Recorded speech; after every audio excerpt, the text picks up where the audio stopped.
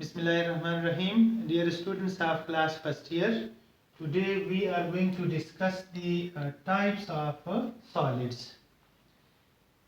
Depending upon the type of bonding, the solids can be divided into four groups. Number one, ionic solids, covalent solids, molecular solids, and metallic solids. In ionic solid, there are ionic bonds. In covalent solids, there are covalent bonds between the atoms. In molecular solids, there are van der Waals forces or dipole-dipole forces, while in metallic solids, metallic bonding occurs. First of all, we want to discuss the ionic crystals. What is meant by ionic crystals or ionic solids?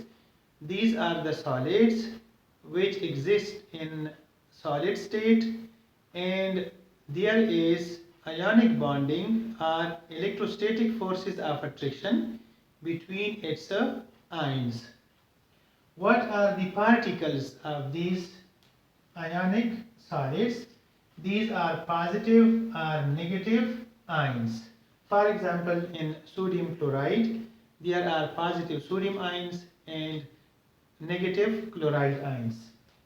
Bonding. What kind of bonding is there? Ionic bonding exists in ionic solids. This is also called electrostatic force of attraction.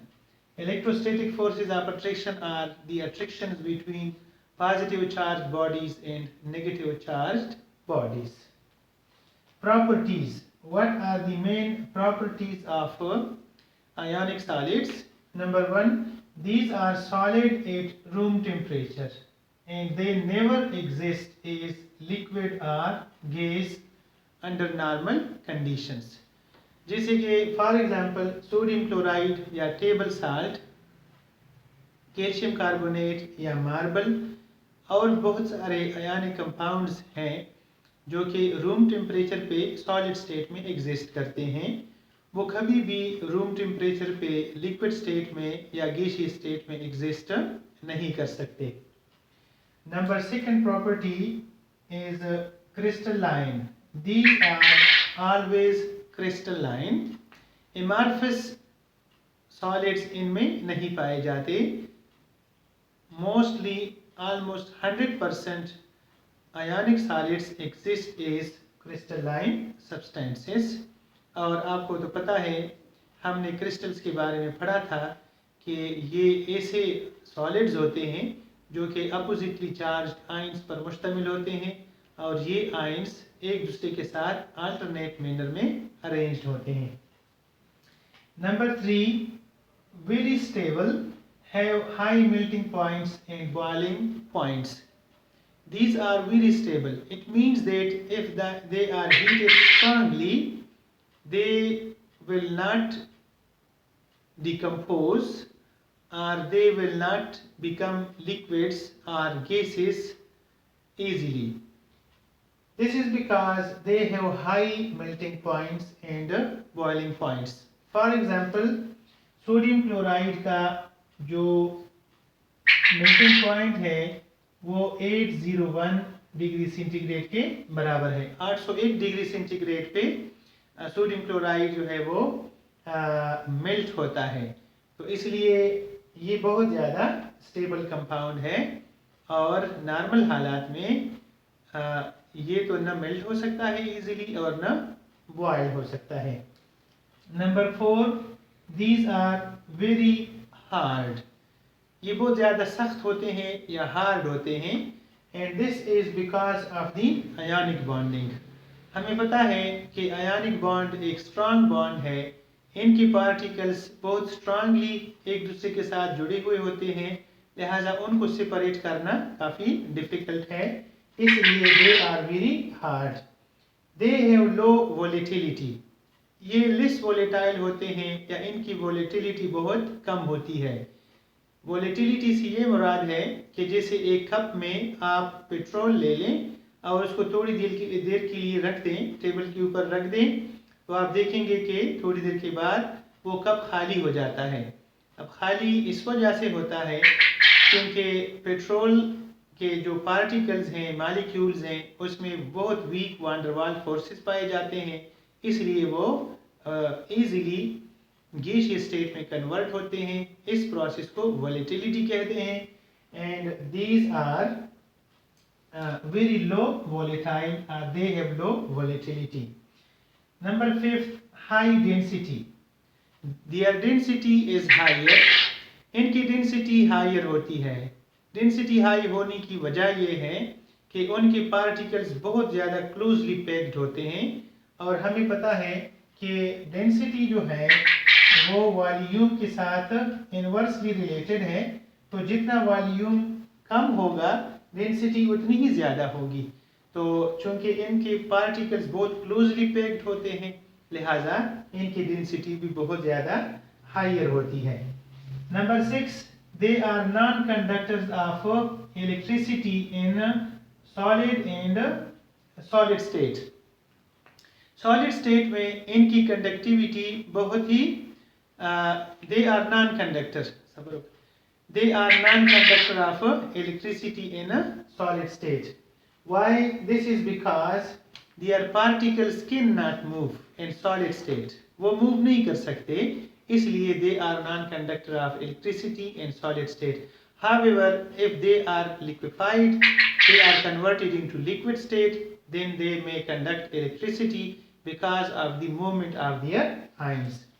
Last इनकी जो property है वो है highly brittle. Highly brittle से ये मुराद है कि if they are hammered, they are forced by, for example with the help of hammer, they are split into small crystals.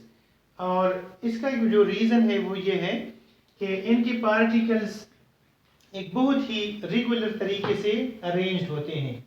जब इनको हैमर किया जाता है या इनको फोर्स किया जाता है, तो इस फोर्स की वजह से उनकी अपोजिटली जो उनके सिमिलर चार्ज वाले आयंस हैं वो एक दूसरे के करीब आते हैं या एक दूसरे के ऊपर आ जाते हैं, वो एक दूसरे को रिपेल करते हैं, लिहाजा इनका क्रिस्टल ब्रेक होता है।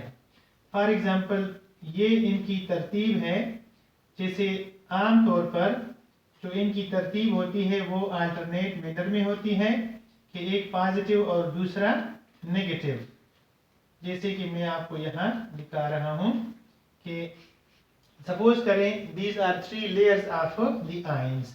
अब अगर इधर से हम एक हथौड़े की मदद से या किसी भी दूसरी चीज़ की मदद से हम इसको फोर्स करते हैं, इसको मारते हैं यहाँ से, तो क्या होगा कि इसके जो 2 ऊपर वाले लेयर्स होंगे वो थोड़े से आगे चले जाएंगे। जब ये आगे जाएंगे तो सिचुएशन ये बन जाएगी कि इसका जो नेगेटिव है वो इस नेगेटिव पर आ जाएगा। ये इनका वही नीचे वाला लेयर है, जबकि जो ऊपर वाले लेयर हैं वो अब नेगेटिव नेगेटिव के ऊपर, पॉजिटिव पॉजिटिव के ऊपर, अगला नेगेटिव नेगेटिव के ऊपर, और ये पॉजिटिव आगे चला जाएगा, जबकि ये वाले स्टिल ऐसे सूरत में मौजूद हैं। तो अब इन दोनों के दरमियान और इन दोनों के दरमियान रिपल्शन क्रिएट होगी। इस रिपल्शन की वजह से इसका जो ये क्रिस्टल है it will break into 2 parts.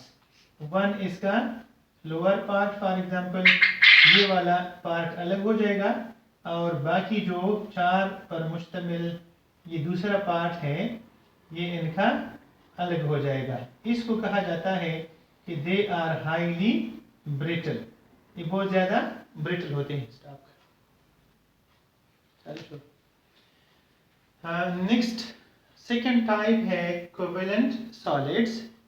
तो covalent solids are those solids in which the atoms are bonded together through covalent bonds. Particles. What are the particles of covalent solids? The particles are atoms. इसमें atoms होते हैं जो एक दूसरे के साथ bonded होते हैं। Bonding, there is a covalent bonding. The nature of bonding is a covalent bonding. जिसी के नाम से भी जाहिर है। इसके फर्दर 2 टाइप्स होते हैं। इनमें से फर्स्ट को कहा जाता है जॉइंट मॉलिक्यूल्स, यानी these are such covalent solids which are composed of giant bigger molecules. For example, diamond. Diamond के अलावा एक और कंपाउंड है जो सिलिकॉन कार्बाइड कहलाता है, SiC सिलिकॉन कार्बाइड। तो सिलिकॉन कार्बाइड और डायमंड जो है ये जाइंट मॉलिक्यूल्स पर मुश्तमिल होते हैं। इनका एक कोवेलेंट नेटवर्क स्ट्रक्चर होता है जो कि बहुत साइज में बड़ा होता है। Number second, separate layers. The second type of covalent solids is a type of solids which contains separate layers. For example, graphite. Graphite का जो structure है वो separate layers पर मुश्तमिल होता है।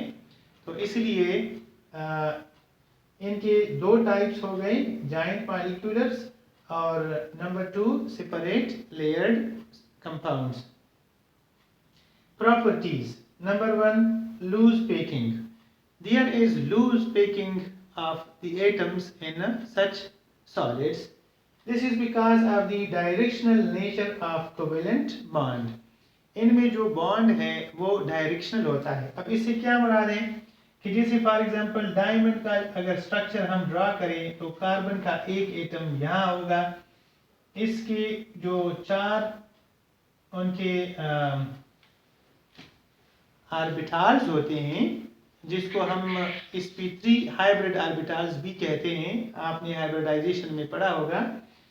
तो यहाँ पर इनके चार हाइब्रिड ऑर्बिटल्स हैं और ये एक प्रॉपर तरीके से 109 डिग्री पर ये लोकेटेड होते हैं। जब दूसरा डायमंड का या कार्बन का एटम आता है और इसके साथ बॉन्डिंग करता है तो उनकी पोजीशन यहाँ होती है, सेकेंड कार्बन यहाँ आ जाता है, थर्ड कार्बन यहाँ आ जाता है और फोर्थ कार्बन यहाँ आ जाता है। इस तरह से ये एक रेगुलर टेट्राहेड्रॉन बन जाता है। ये सिलसिला आगे भी कंटिन्यू होता है। For example next carbon atom इसके साथ लग जाएगा, फिर यहाँ पर लग जाएगा, यहाँ लग जाएगा और फर्दर यहाँ लग जाएगा। तो अब हमारे पास दो टेट्राहेड्रॉन्स बन चुके हैं। सिमिलरली फिर ये बॉन्डिंग इस तरह से कंटिन्यू रहती है और इस तरह से इनका जो स्ट्रक्चर है वो आगे कॉम्प्लिकेटेड होता चला जाता है। आपको यहाँ पर एक हेक्सागन नजर आता है, ये 6 कार्बन के एटम्स पर मुश्तमिल एक हेक्सागन है।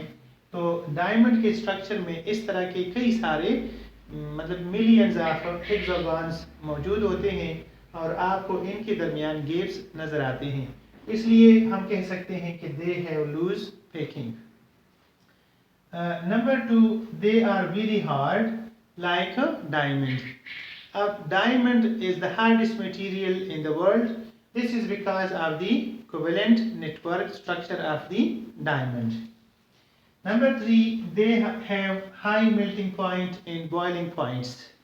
The melting point in boiling point of such compounds, such solids are very high because of the strong bonding. Number 4, these are less volatile. It means that they cannot be converted easily into gases or vapors because of their high melting points in boiling points. Similarly, stronger attractions. They are bad conductors of electricity. Because of the absence of free mobile electrons, they are bad conductors of electricity. But graphite is a good conductor. But graphite is a good conductor. This is a good conductor. Why? Because the graphite atoms have one electron that is called a free electron, and that electron can move from one place to other place when it is conducted between the two poles. Number 6, they are insoluble in polar solvents. They are insoluble in polar solvents. Mostly they are insoluble in water and other polar solvents.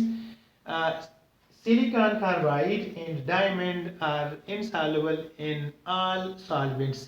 They are neither soluble in polar solvents nor in non-polar solvents.